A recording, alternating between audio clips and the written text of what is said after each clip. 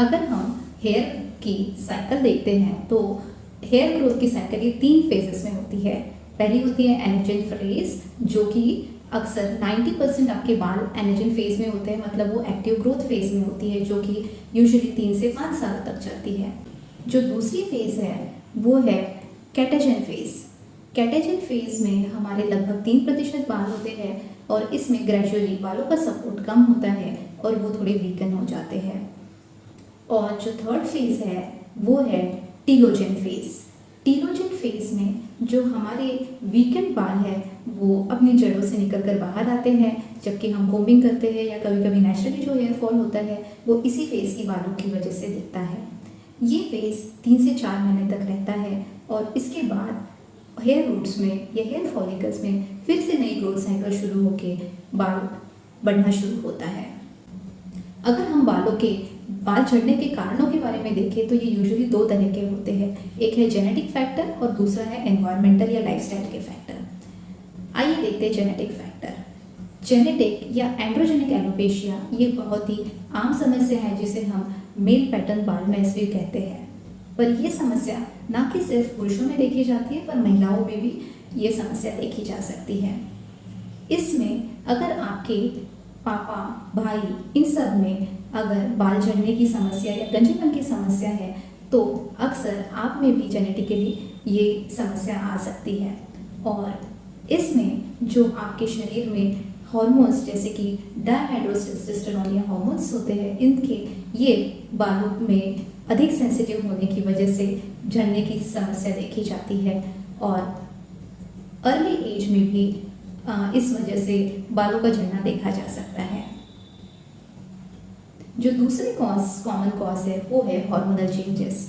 Hormonal changes जो कि किसी भी वजह से हो रहे हो, जैसे लेडीज़ में अक्सर ये देखा जाता है कि प्रेगनेंसी के टाइम, डिलीवरी के बाद या मेनोपॉज के वक्त या थायराइड हार्मोन की कोई चेंजेस की वजह से अक्सर हार्मोनल इम्बैलेंस हो जाता है और आपकी बालों की जो ग्रोथ साइकिल है वो अफेक्ट होती है और अधिक बाल झड़ने लग जाते हैं। तो अगर इन कारणों का पता चल जाता है और हार्मोनल कॉज अगर सही वक्त में ट्रीट किया जाता है तो जो अधिक बालों की झड़ने की समस्या है वो कंट्रोल की जा सकती है। जो तीसरी कॉमन समस्या है वो है न्यूट्रिशनल डेफिशिएंसी। अगर किसी भी वजह से आपका इंटेक में अगर हेल्दी फूड नहीं है, आप एक्सेसिव जंक फूड खाते हैं, तो इन सब कारणों की वजह से, या अगर आप कभी क्रैश डाइट कर रहे हैं, बहुत रेस्ट्रिक्टिव डाइट कर रहे हैं, तो शरीर में न्यूट्रिएंट्स जैसे कि विटामिन बी, विटामिन बी12, बायोटीन, जिंक, इन सब चीज़ों की कमी हो जाती है, जिसकी वजह से बालों की ग्रोथ अफेक्ट होती है और बाल अधिक झड़ने लगते हैं। तो अगर आप बैलेंस न्यूट्रिशियस डाइट लेते हैं और अपने आहार में संतुलित रखते हैं तो आपकी न्यूट्रिशनल डेफिशिएंसी भी कम होगी और आपके बालों के झड़ने की समस्या कम हो सकती है। जो चौथा बहुत ही कॉमन समस्या या कारण है बाल झड़ने का वो है स्ट्रेस। आज की लाइफस्टाइल में अक्सर स्ट्रेस ये सबसे कॉमन रीज़न है बाल झड़ने के लिए।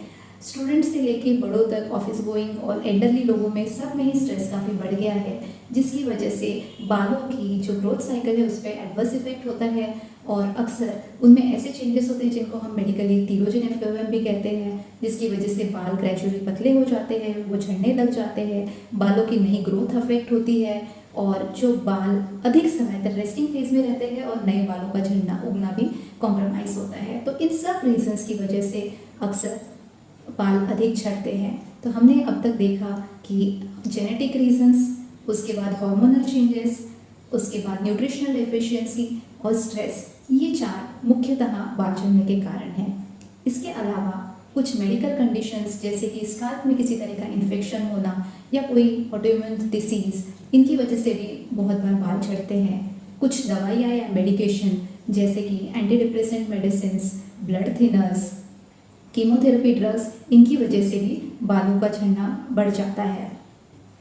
तो अगर आप किसी भी वजह से अधिक बालों की झड़ने की समस्या से पीड़ित है तो आपके पास बहुत सारे ऑप्शंस हैं। आप on the counter medicine start कर सकते हैं या डॉक्टर से मिलकर प्रिस्क्रिप्शन मेडिसिन ले सकते हैं।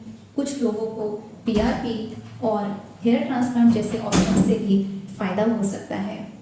आप अपने नियरेस्ट डॉक्टर या प्लास्टिक सर्जन से जाके मिलिए, अपने हेयर लॉस के कारणों का पता कीजिए, उनका इलाज करवाइए और हेल्दी एंड स्ट्रॉन्ग बालों को अपनाइए। Thank you.